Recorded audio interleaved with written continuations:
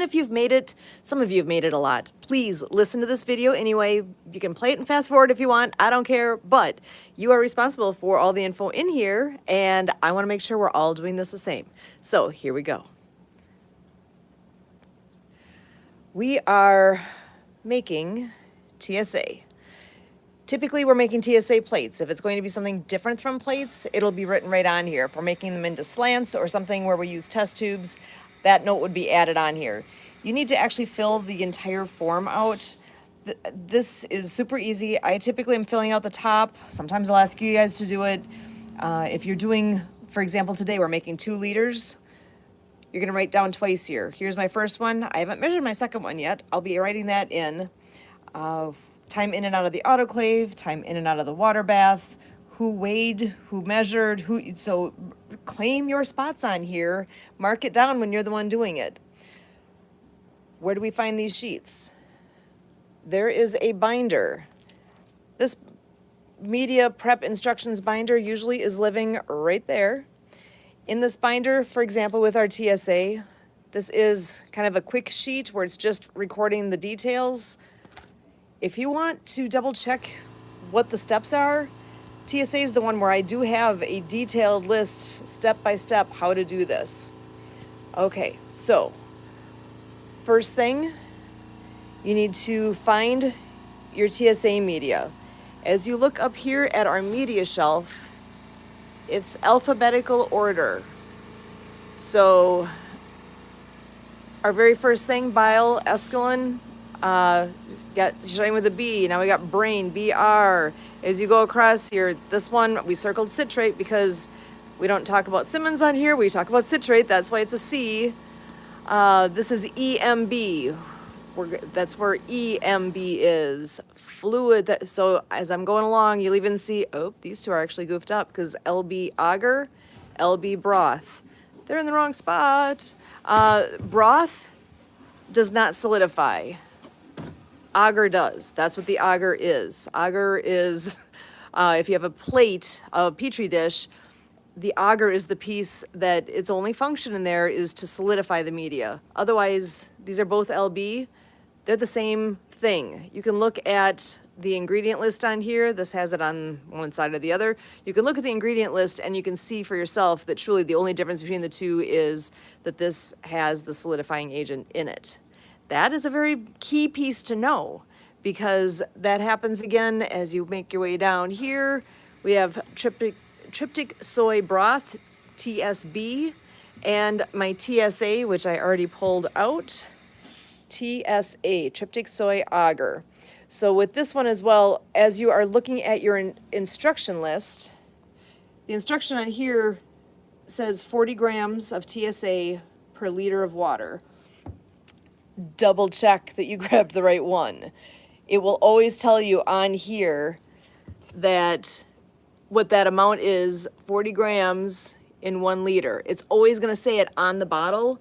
So always check your bottle and make sure that what's on this sheet matches the bottle. Why do I say that? Because it's really easy to grab the broth one instead of the agar one. I'm saying that because that's happened before. And then when it goes in the autoclave and then comes back out, it's hard to tell that it's not agar because it's liquefied yet.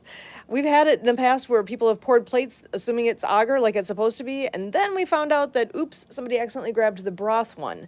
But you can see on here, this one is 40 grams per liter. If I go up to the tryptic soy broth, you'll see on here it shows 30 grams per liter. So that's your double check. Make sure to double check that. Okay, next up, we now have, I'm doing a little fast forward here. We have weighed our powder. You should make it pretty close. I've got the doors open right now. It was at 40.009. It should be 0.0, it's drifted up to 2 at this point. It should be about that. If you're doing point anything other than 0.0 something, you're too far away from the actual number. You do actually need to have the right amount. I had somewhere in the past, somebody was doing as much as like a half a gram off. It's like, no. you really do need to measure this 40.0 something. And the closer you can get to 000, the closer you can get to that, the better. And I will have another time where I go through how to use the whole balance here, how to do all those pieces. Just know this. I have my flask here that I'm going to be using. I have a piece of white tape. I don't care if it's colored tape, but it's not autoclave tape here.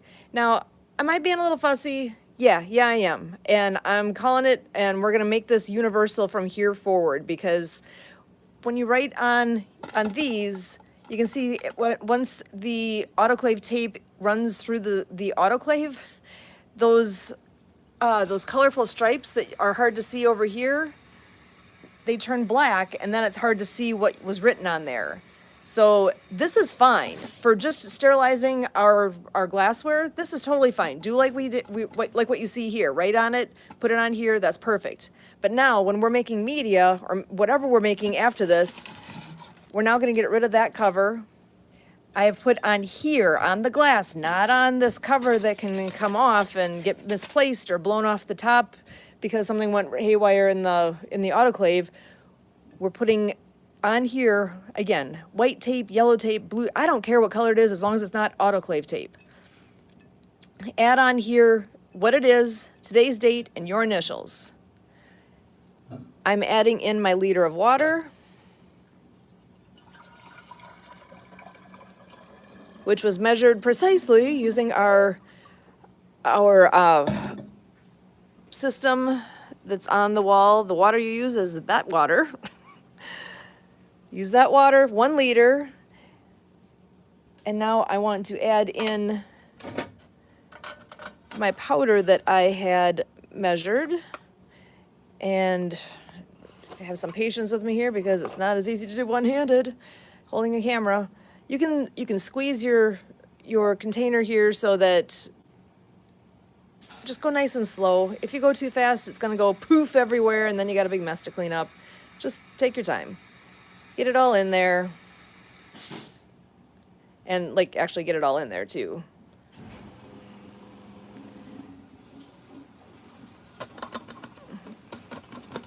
I usually will tap it around a little bit, try to get every last bit in there. There's gonna be a tiny bit of residue left in here. Honest to goodness, with what we are doing with this, it's not gonna matter. Just throw away that piece now. And I'm gonna tell you though, that's not a universal thing. If you have a job elsewhere someday, they may have you squirt that down with some added water, or they may have different procedures. This is a tip worth knowing. If you're working in a lab somewhere else, they will have their own procedures, just like I'm providing you guys procedures here. Go with whatever lab you're working in, because they do their things the way they do for the reasons that they do, just like we do. Don't go off of what I'm teaching you as being, this is universal for what we're doing, and it's pretty universal out there, but every lab is a little different. Whatever they say, you do that. No exceptions. You can ask questions, but they might not appreciate it if you're trying to say, well, this is how I learned how. You've had the experience. That's perfect. Go with wherever you're working and follow their instructions. That's going to be your best line of success. Now we do need also to have a stir bar in here. You're going to clean it off with an ethanol pad before you put it in. You're going to tip your flask on the side and slide it in. If you just like drop it in from the top, you're gonna someday, might not be today, but eventually you're gonna crack the bottom of that flask by just dropping these in there. So once we get that all set, we're gonna put our new piece of foil on the top. Put it on enough that it's not gonna fall off, but I'm not squishing it on there as tight as it goes, because steam needs to get in. That is what sterilizes things. It's the steam that does the job. So you need it so that steam can get in, but you also don't want it so loose that when it's in there, as it's bubbling, it's gonna fall off. You need it to be on. And now this is where I don't care which autoclave tape you take. You can take this one or this one, doesn't matter. They both have the green stripe on it that is going to get the color change after autoclaving. Put that on the top here. If you want, you can put it on the side and actually tape it to these flasks so there's no chance of it falling off. Honestly, this part, I'm not fussy about. You can have a little, there's your flexible piece. You can put that here or on the side. But this is what I want to see. A new piece of foil, new piece of autoclave tape, regular tape with what it is written in here. Now, once you get that stir bar in, you're going to get it stirring on the stir plate. This one has an on button. And then we have heat. Feel free to heat it. You don't have to. At this point, this is actually for making plates. If we were using this to make test tubes, where you have to actually dispense this media into test tubes first, then you have to boil this before you dispense it. And like, not just kind of boil, like actual boil. It has to be a rolling boil or it's not enough. This, the agar, the part that solidifies, it'll settle out if you don't keep it running, keep it stirring, I should say.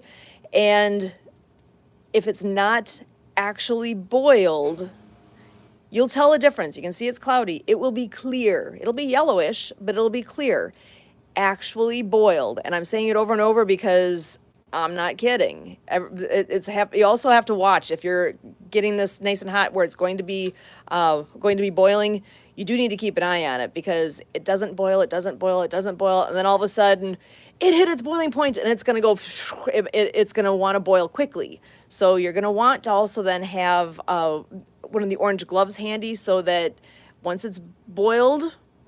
And it only has to boil for, even like 5-10 seconds is good, but actual rolling boil, you're going to want to go ahead and move it over and put it on a fresh stir plate here. Obviously turn the heat off at that point.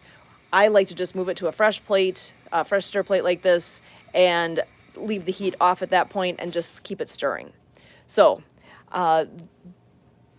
that's for doing tubes. For doing plates, like what I'm making right now is Petri dishes of TSA. So what I need to do now is get that stir piece in there, get this stirring, and get this powder all dissolved. You can see there's powder on the side, there's powder on this. The powder, actually I even have a little bit of powder up in here. You're gonna wanna get all of that powder in solution. You cannot still see chunks of powder. You can't see residue of powder. You need to actually get it in solution. You don't actually have to boil it. The instructions say at this point, boil it. We take a shortcut because it's fine for what we're doing when we make plates. When we make plates, as long as that powder is in solution, then we can go ahead and go on to our next step and autoclave. Obviously, you're going to autoclave on liquids because that's a liquid. You need to have it as well in a tray. So it's all, I think you guys at this point should know how to use the autoclave because we've had that instruction as well on video. But know that, again, we've got our instructions in the binder here. If you ever see sheets like this that are on the board, that means it needs to be made. Look at the directions. If you need some help, ask somebody to walk through it with you. Regular tape, fresh foil on top with autoclave tape. Double check the numbers on here with the numbers here. And when you put these back, put it back in alphabetical order. Then you always know how to find things. Last note with that, TSA we use quite a bit, so I do have extra in back. If you're ever opening the last thing or you're making something and the container's getting pretty low and there's not another one there, tell me, because I need to be able to order more. If you're concerned at all that we might not have enough, tell me so that I can order more. With that, that is how to make media. Even if you end up making, say we ask you to make LB plates or EMB plates. Citric is for slants. With any of these that are, especially if it's a plate, what I just walked through is universal for all of them, with the exception of the amount that you'd be putting in. Because for example, LB agar, if we're making this into plates, oh look at that, it just so happens this one also is 40. That's not proving my point at all for you guys. If you are making any of these other ones, I don't know, let's say we're doing EMB plates. That one, you're going to have 37.4 grams per liter. So double check what's on the front because they all have their own specific ingredients and are used for growing different bacteria because they have different nutritional needs. And bacteria is fussy, if you didn't know. So that is it. So when you have one of the sheets here that says we need to make media, now you know what to do to get it started. Super easy. Feel free to involve others. If there's a bunch of you here and there's media to be made, somebody can weigh the stuff. Somebody can get the water. Somebody can label the flask. Somebody can start actually labeling plates. There's more steps in the process, and I'll have another video right after this when it's time to pour these plates. I'll do that next. Thanks, guys. Come talk to me now. Let me know what you learned.